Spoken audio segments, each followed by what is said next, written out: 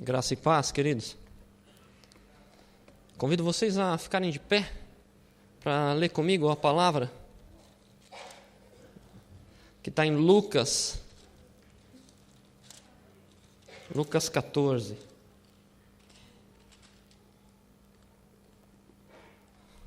Lucas 14, versículo 25.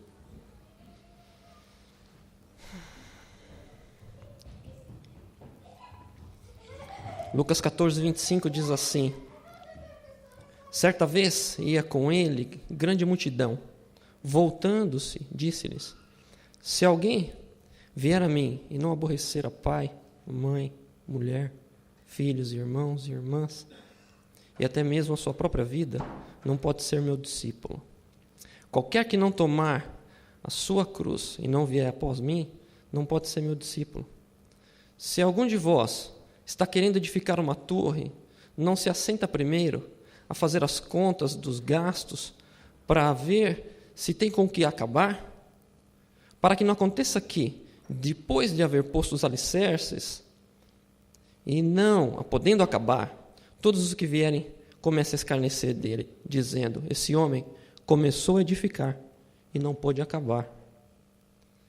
Ou qual é o rei que, indo para combater outro rei, não se assenta primeiro para calcular se com 10.000 pode sair ao encontro com aquele que vem contra ele com 20.000? De outra maneira, o outro, ainda longe, manda embaixadores e pede condições de paz. Da mesma forma, qualquer de vós que não renuncia ou não renuncia a tudo que tem, não pode ser meu discípulo.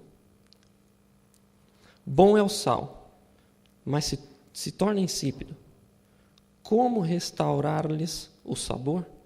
Restaurar-lhe o sabor? Não presta para a terra, nem para o monturo. É lançado fora. Quem tem ouvidos para ouvir, ouça. Vamos orar? Senhor, Tua palavra é insondável, Pai. A gente se sente tão pequeno, Senhor, diante da magnitude e da Tua grandeza.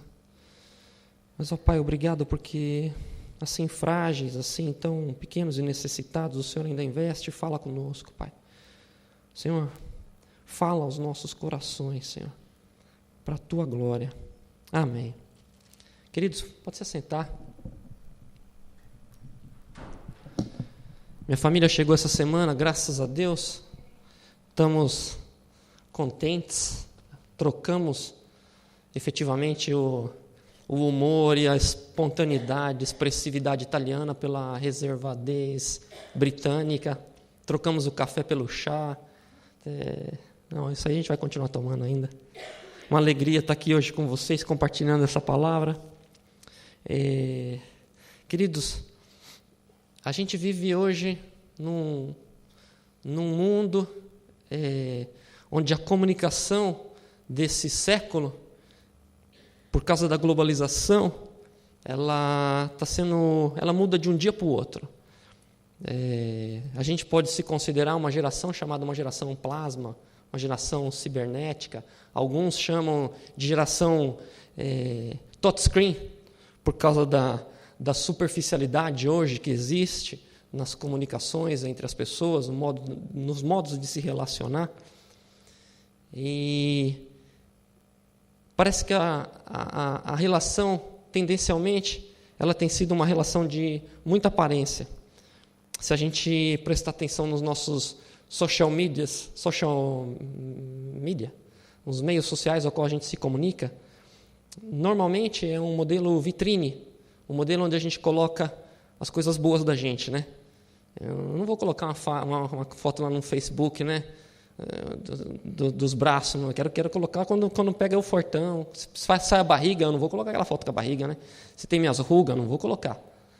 E uma psicóloga do Psychology Today estava lendo um artigo interessante. Ela falou assim: olha, é normal do ser humano se comparar. E ela estava falando do Facebook. Quando uma pessoa vai no Facebook, normalmente ela ou olha pessoas que estão melhores do que ela, e ela fala assim: caramba, preciso melhorar. Normalmente é isso que acontece quando a gente olha, precisa melhorar, né? Esse cara está bem aqui, esse cara está num lugar legal, esse cara está com grana. Ou e a gente às vezes olha para uma pessoa que está ruim, estou melhor do que aquele ali. Normalmente é isso. Tá bom, eu preciso melhorar, mas também estou melhor do que... Olha a cara desse fulano aqui, como é que ele está. E muitas vezes esse estilo de relação, muitas vezes esse modo de levar a vida, de se comparar e de viver de forma superficial, entra na nossa casa, entra nos modos como a gente se relaciona com a nossa família, mas também entra na nossa igreja, no nosso jeito de ser igreja. E essa palavra que a gente acabou de ler aqui, eu acho que ela nos desafia para o modo como nós temos vivido ou como o mundo vai hoje. Ela nos desafia no seguinte sentido, para a gente deixar de ser discípulos ou cristãos, desculpa, o português está atrasadíssimo, cristãos simpatizantes e serem discípulos verdadeiros.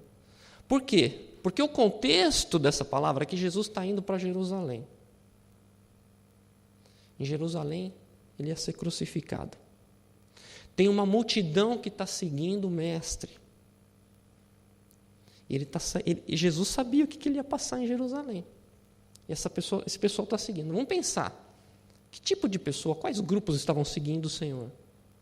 Talvez ali aqueles que já tinham recebido um milagre. Talvez aqueles que queriam um milagre. Talvez pessoas que tinham uma ideia, caramba, ele tem um potencial para ser Messias. Será que ele é realmente? Não sei, mas está aqui, tem uma muvuca aqui, o pessoal que está seguindo, vamos junto lá, vamos ver o que vai acontecer. Estavam ali. Talvez tinham os fariseus. E talvez, seguramente tinha ali um grupo pequeno, os discípulos também, que estavam ali. Então, diferentes grupos, talvez outros também estavam ali, mas talvez uma ideia pairava, talvez uma ideia transversal em todos esses grupos era essa. Ele vai instituir o reino dele, alguma coisa terrena ele vai instituir agora. Ele está indo lá para Jerusalém, alguma coisa vai acontecer. Vamos seguir, talvez. Talvez até como se tivesse uma ideia de que alguma coisa política fosse acontecer em Jerusalém. Vamos lá. Ele tem potencial para Messias, talvez ele vai tomar o reino, talvez vai acontecer alguma coisa. Vamos seguir esse cara. Até mesmo entre os discípulos tinha essa ideia. De imaginar talvez que o Senhor fosse instituir alguma coisa de terreno. E o Deus onisciente, onipotente, onipresente, que sabia que aquela multidão estava ali com talvez pensamentos diferentes, ao invés de ele fazer como os políticos fazem, não, deixa esse povo me seguir porque a união faz a força, esse povo vai me fazer rei lá, não era isso, porque o reino dele não é daqui, não tem nada a ver com a promoção humana ao reino do Pai, ele não avança segundo as nossas forças, mas avança segundo a vontade e o poder soberano dele mesmo. Ele para, se vira para a multidão e ele fala uma coisa: quem quer ser meu discípulo? Se quiser seguir e ser meu discípulo, tem que odiar pai e mãe, mulher, filhos, irmãos e irmãs, e assim mesmo. Tem que pegar a sua cruz e tem que me seguir. Como se o Senhor quisesse dar uma mensagem forte para esse pessoal. Atenção, tem alguma coisa talvez muito forte aqui atrás disso. Queridos, eu me sinto muito fraco a tentar discernir, dizer para vocês com precisão o que é que o Senhor queria dizer com esse texto. Podia ser tanta coisa, é insondável, de grande, de profundo. Mas aquilo que a gente vê é que Jesus pega aquilo que a gente talvez entende como a base do tecido social, das nossas relações, pai e mãe, filho, mulher, irmão e irmã, e você mesmo. Porque talvez é ali que o ser discípulo de Jesus é mais difícil. Talvez é ali que a coisa aconteça, ou deve acontecer na nossa vida, de forma mais impactual.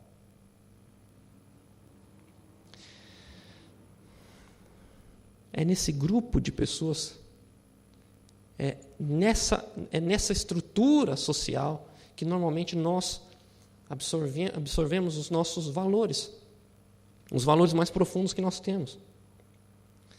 É nesse grupo que normalmente vem moldada a nossa ideia de quem eu sou.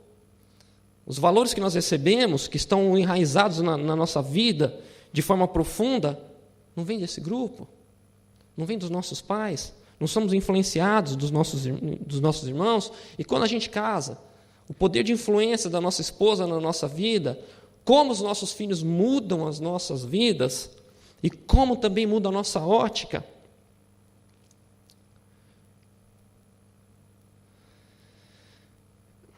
Não consigo pensar tudo, o que o Senhor estava querendo dizer exatamente com isso, mas eu fico pensando que talvez o Senhor queria dizer que Ele deve ser o nosso referencial nas nossas relações. Tem uma versão que fala que quem não odiar pai e mãe, ou quem não odiar essas pessoas não pode ser o meu discípulo. Mas na verdade é isso, aborrecer. Quem não aborrece de um jeito ou de outro, esse odiar, na verdade, do Senhor, não é como se, não é porque o Senhor quer que nós tenhamos ou descarreguemos a nossa raiva um no outro, não é isso, porque senão isso obviamente contradiz os mandamentos, contradiz a palavra, mas esse odiar é nesse sentido mesmo de renúncia de valores. O que se aprendeu até hoje deve ser confrontado com a verdade do Evangelho.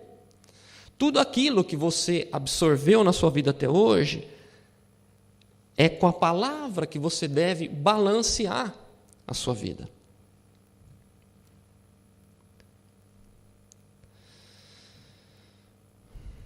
Se eu penso na minha ideia de referencial de autoridade para com a sociedade, isso veio dos meus pais. Eu posso ser uma pessoa, eu posso ter recebido uma ideia de autoridade do meu pai, ou muito dura, manipuladora, e aí eu posso achar que a autoridade na minha vida também é dura. As pessoas que hoje são autoridade na minha vida, depois de grande, também são manipuladoras.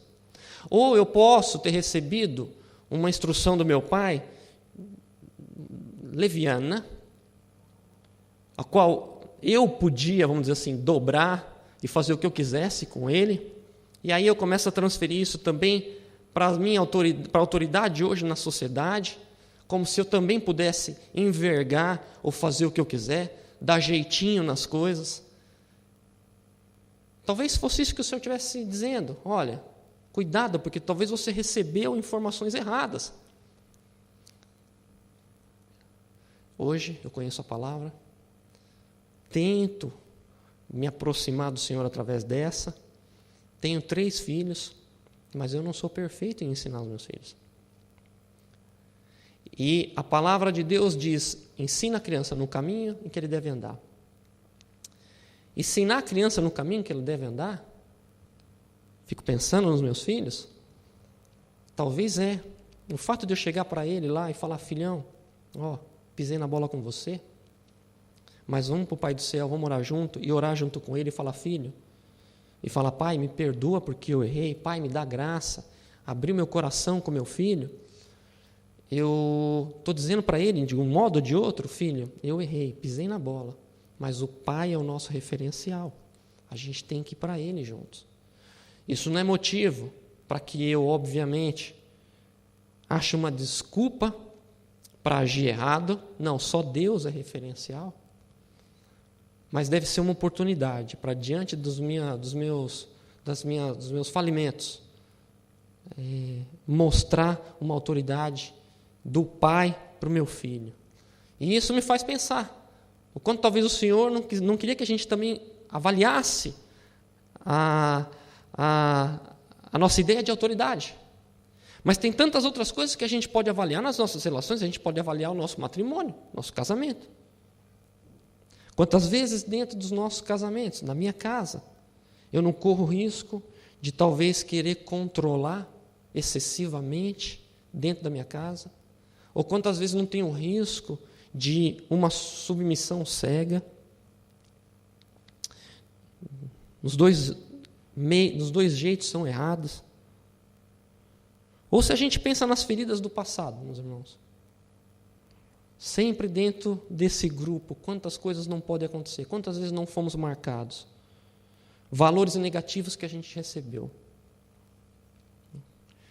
Talvez a gente não se sinta tão seguro com a nossa personalidade, ou nos sentimos negativos.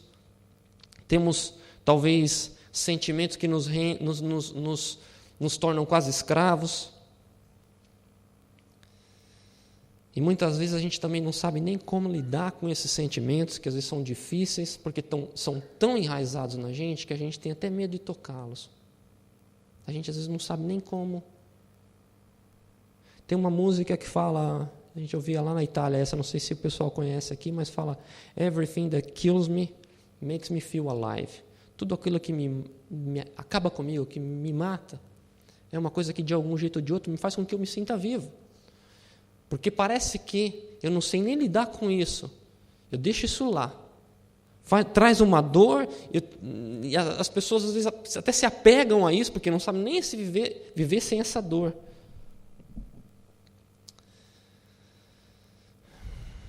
Às vezes, dentro das nossas relações, a gente vive um efeito Frankenstein.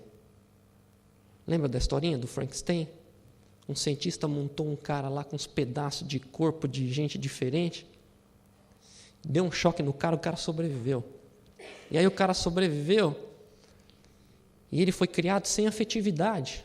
Ele foi criado sem amor. Era uma relação fria entre o Criador e a criação. E no final da história, Frankenstein quer matar o cientista. E aí eu fico pensando que hoje, principalmente trabalhando com jovens, quantos jovens não são montagens biológicas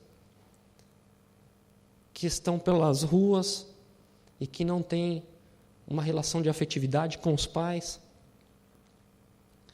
e aí acabam se tornando com raiva, voltando com raiva para os pais e às vezes para o Criador. Quantas vezes a nossa relação não é assim?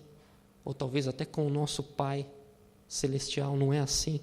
Porque talvez a gente não se sinta amado, porque a gente não se sentiu amado, e aí isso cria na gente esse sentimento para com o Pai e até para com os outros. Mas eu creio que Jesus queria, quando falava para a multidão, ele queria que o povo entendesse que ele pode liberar da escravidão, do medo, da idolatria, com uma condição: que ele se torne na vida dessas pessoas, ou se tornasse na vida dessas pessoas e na nossa, o centro e o referencial para tudo. Que essas pessoas deixassem de viver de forma padricêntrica, madricêntrica, e vivessem de forma cristocêntrica. Ou filhocêntrica, ou mulher-cêntrica, ou maridocêntrica. Porque quando o Senhor é referencial na nossa relação, tudo muda.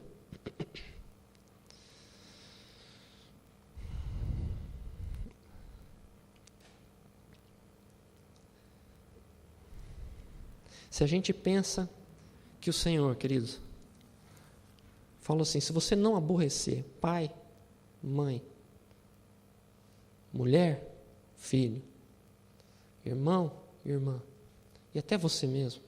Esse aborrecer faz a gente pensar na dificuldade, às vezes, que a gente tem de falar não para as coisas.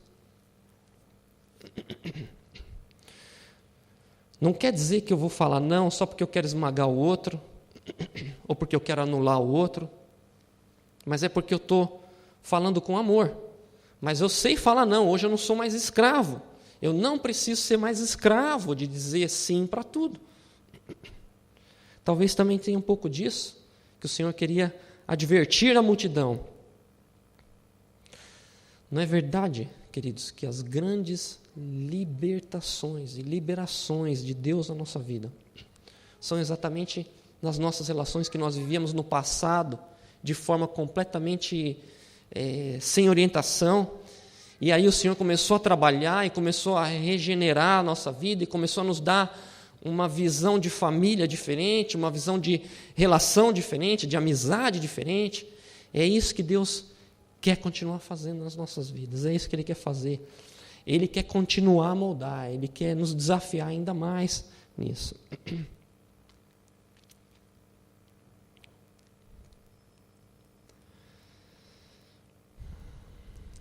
Tem uma promessa do Pai.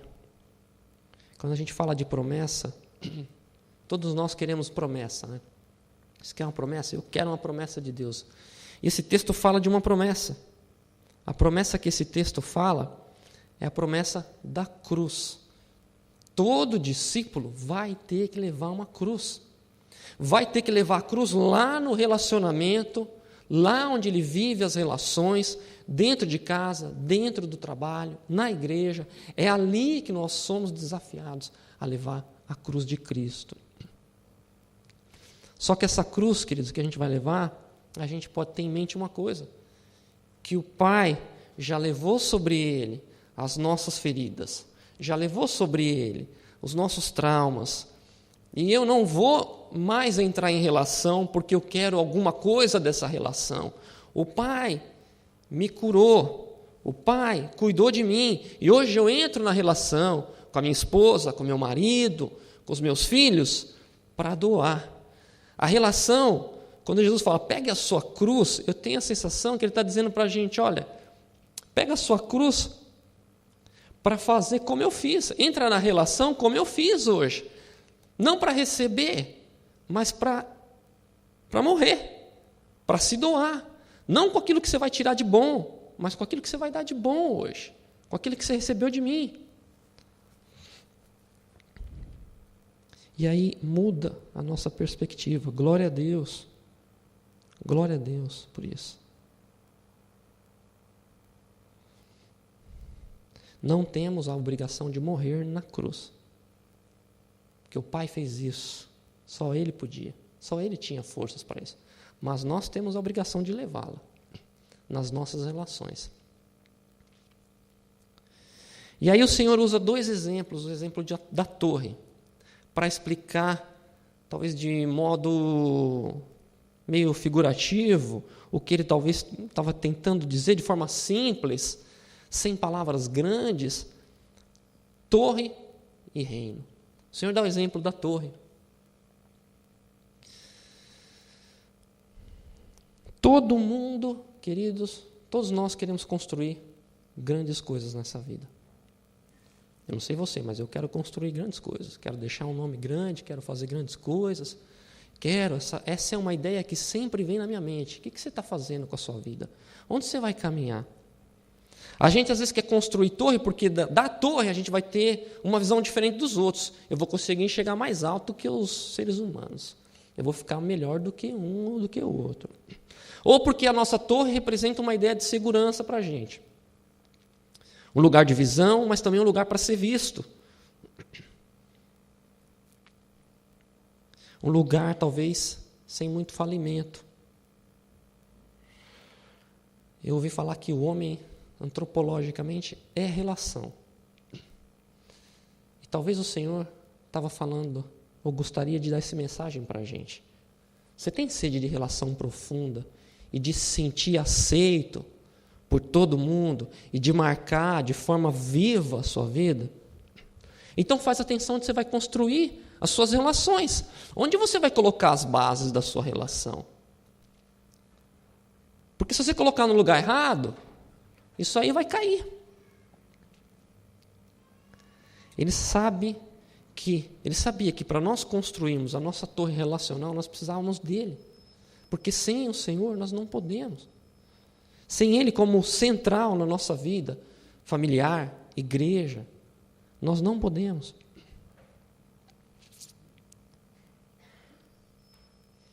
Onde é que a gente está colocando os alicerces da nossa vida? Quer um sinal do amor e da graça de Deus forte nesse texto? Um sinal que eu identifico nesse texto do amor e da graça de Deus, sabe qual que é, queridos?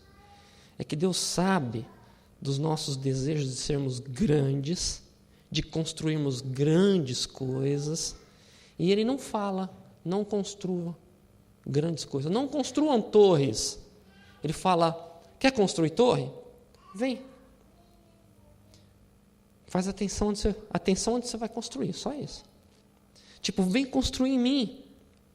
Porque se não for em mim, tudo vai cair. Ele não fala para a gente, não constrói, vem do jeito que você está.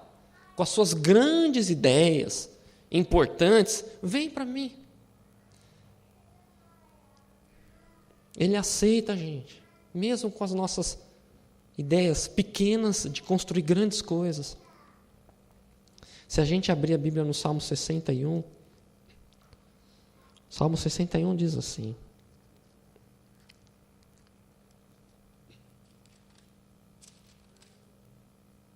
Salmo 61, versículo 3. Pois tens sido o meu refúgio, uma torre forte contra o inimigo. O Senhor é a nossa torre. E depois, um pouco mais à frente,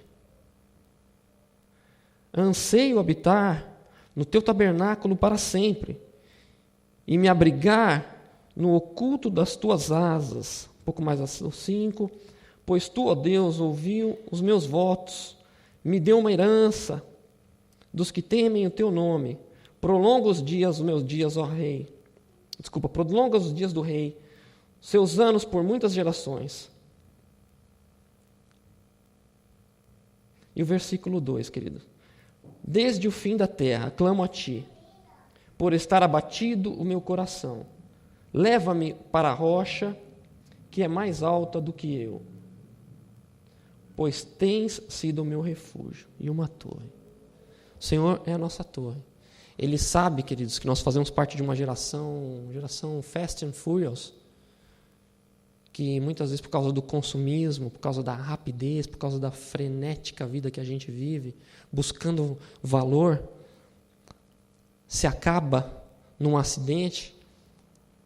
Ele sabe que nós fazemos parte dessa geração, mas hoje Ele nos convida para estarmos nele, porque Ele é a torre, já construída para nós, já pronta para nós.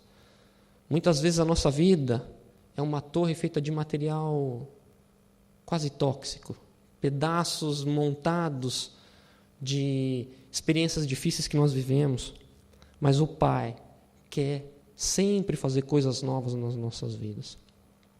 E, de modo que quando eu realmente inicio a construir a minha vida e permito que o Senhor possa fazer algo novo, eu começo a ver essas mudanças cada vez mais na minha relação comigo mesmo, na minha relação com a minha família, na minha relação com a igreja. Muda a minha forma de decisão. Quando a minha torre é cristocêntrica, essa torre vai para a eternidade. Não é desmoronável, terrena. Talvez era isso que o Senhor queria falar para a multidão. Eu não sou mais vítima do azar ou da loteria do destino. Não é porque eu vou para Jerusalém apoiar ou não o Senhor que Ele vai ser rei. Não, Ele é rei.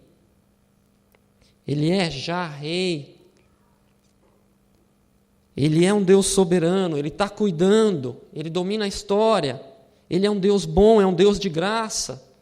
Ele é aquele Deus que quando Ele olhou para a multidão, Ele não olhou para a multidão, vou bastonar, vou bater com bastão nesse povo. Não, Ele olhou com a compaixão, porque Ele via que a gente, nós somos como ovelhas perdidas, ovelhas desgarradas ou facilmente levadas por tantos pensamentos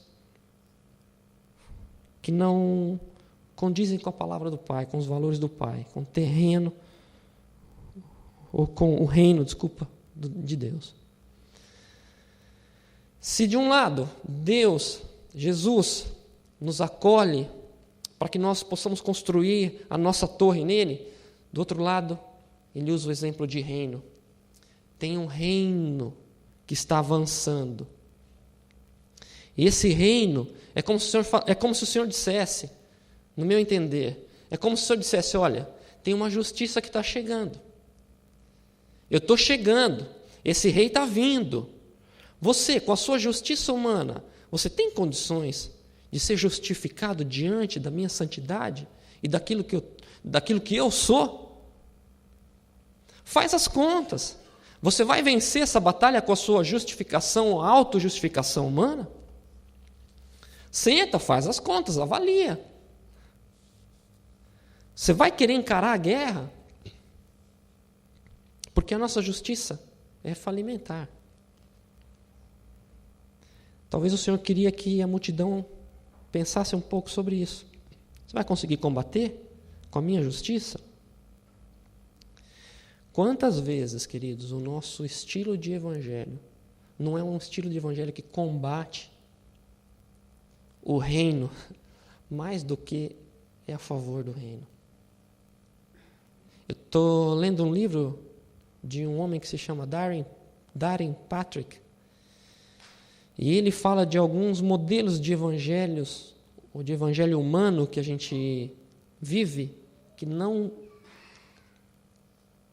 aparecem, são muito similares a um evangelho verdadeiro, mas não é verdadeiro. E ele cita 4 tipos de evangelho que não são verdadeiros. O primeiro é o evangelho do moralismo. O evangelho do moralismo, sabe qual que é? Jesus, mais alguma coisinha que eu faço, o reino avança. As coisas ficam beleza. Jesus, mais a minha mente brilhante, perfeito. Jesus, mais a minha moeda, o meu dinheirinho, a coisa caminha. Esse é o evangelho do moralismo. Como se dependesse de mim. Ou parcialmente de mim. Um outro evangelho. Não estou dizendo aqui que a nossa participação no reino não seja importante. Ela é importante. O Pai nos escolheu para isso. Só que ela não depende da gente. Ela depende exclusivamente da força e do poder do Pai, não nossa. Senão vira farisaísmo, vira religiosidade fria e não traz resultado. O outro evangelho falso é o relativismo. Muito forte nesse século, né? Não, Deus não é assim, não. Calma, não, tranquilo. É um negócio tipo do yourself. Constrói, Deus do jeito que você vê, tá bom. Não, Jesus, ele foi bacana, foi importante, mas é muito importante como a sua experiência hoje, o que seu coração está dizendo, entendeu? Esse é o relativismo. Terceiro, que muitas vezes a gente cai nessa armadilha, o evangelho da autoajuda. Eu pego com pinça aquelas partes interessantes do evangelho. Deus é bom, faz milagre. Vai fazer isso aqui para mim, vai fazer isso, vai fazer mais aquilo e outro. Vai me abençoar, vai me dar um carro, vai me ajudar a trocar de casa. Pega essas partes boas do evangelho. Mas eu não esqueço muito, ou prefiro esquecer, que Ele é um Deus salvador, de justiça, um Deus soberano, e vou pegar só as partes boas. Muitas religiões fazem isso hoje. Pegam partes boas do evangelho. Você vê muita gente aí, com muitas religiões modernas hoje, usam versículos bíblicos. O Alcorão não foi montado assim? Pedaços da Bíblia e revelações e é um evangelho welfare, assistencialista, mas não é o evangelho verdadeiro. O diabo usou esse estilo também, pedacinho da Bíblia contra Jesus. O último citado por esse autor é o evangelho do ativismo. Uma falsa mensagem de liberação social.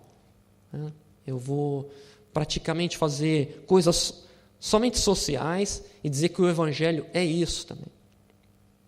Eu faço um grande desejo pelas obras, mas uma superficialidade com o Rei das obras, com o Deus das obras, das boas obras. O evangelho moralista e o evangelho de autoajuda, eles são atraentes para os nossos desejos. E o evangelho relativista, ele é atraente para o nosso coração.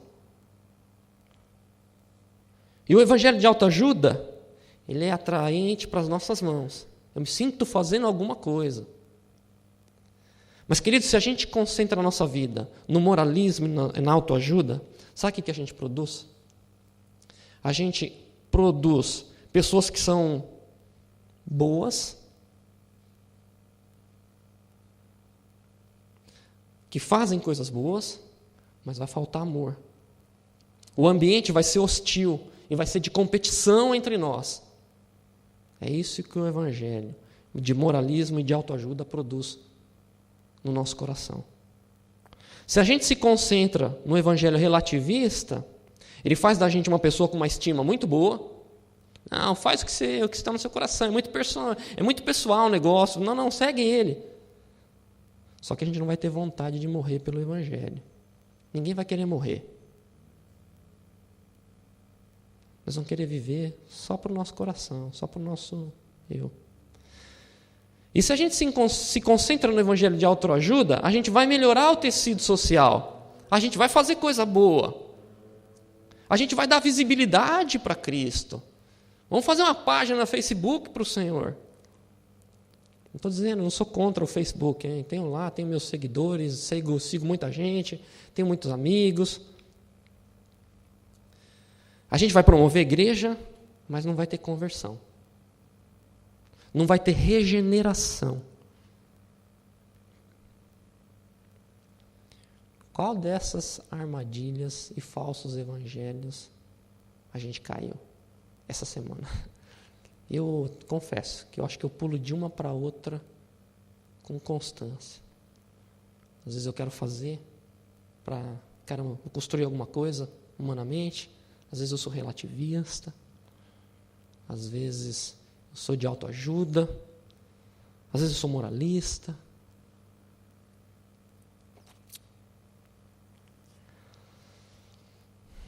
Muitas vezes o nosso evangelho vai contra o evangelho do Pai. É contra aquilo que o Senhor falou, mas Ele nos convida. Faz as contas. Porque se o seu reino, você não vai conseguir combater com esse reino que está chegando, o que você tem que fazer? Pede um tratado de paz. Pede um tratado de paz. Vamos lá ver o que fala o versículo lá em Lucas. Na verdade é outra palavra aqui, né? O tratado eu puxei do italiano. Mas ele fala aqui, ó. Versículo 32. De outra maneira, e estando o outro ainda longe, manda embaixadores e pede condições de paz. Então pede condição de paz.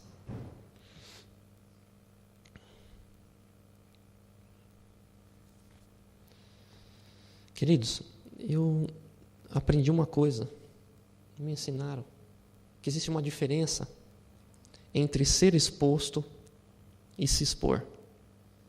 Muitas vezes eu sou exposto pela situação.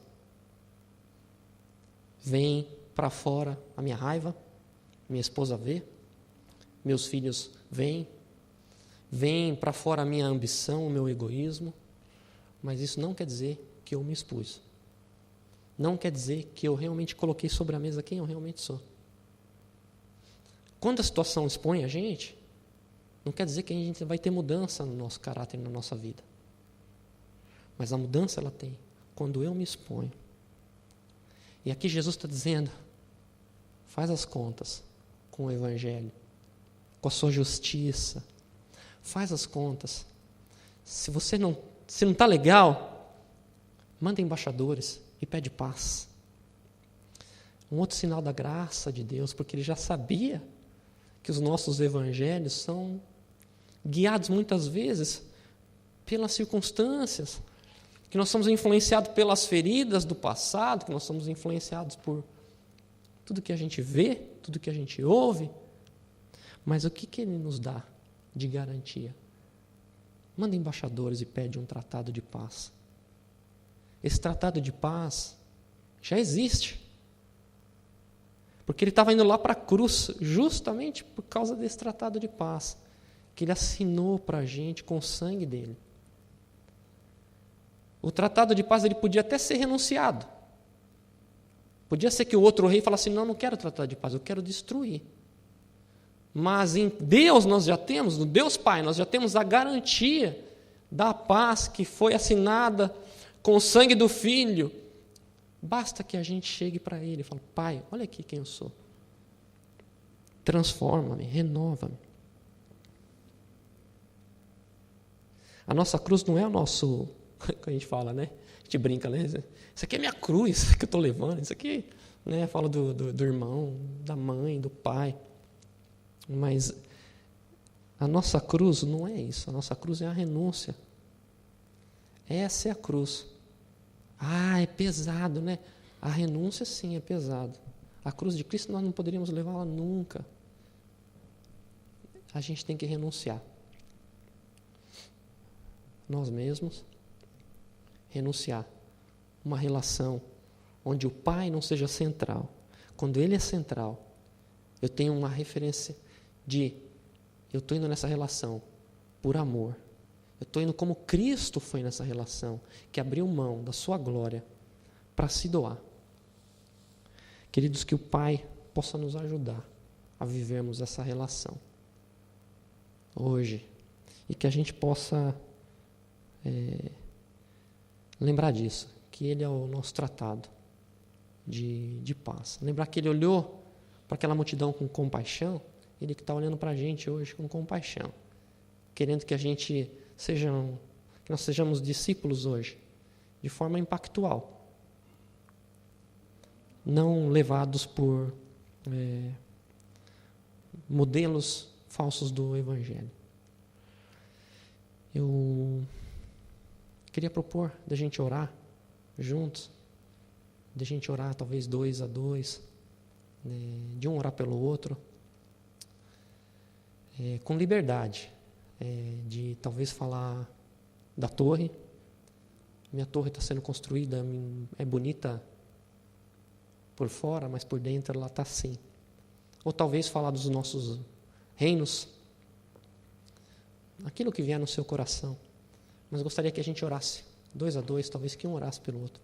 Amém, queridos? Vamos orar? Vamos fazer isso?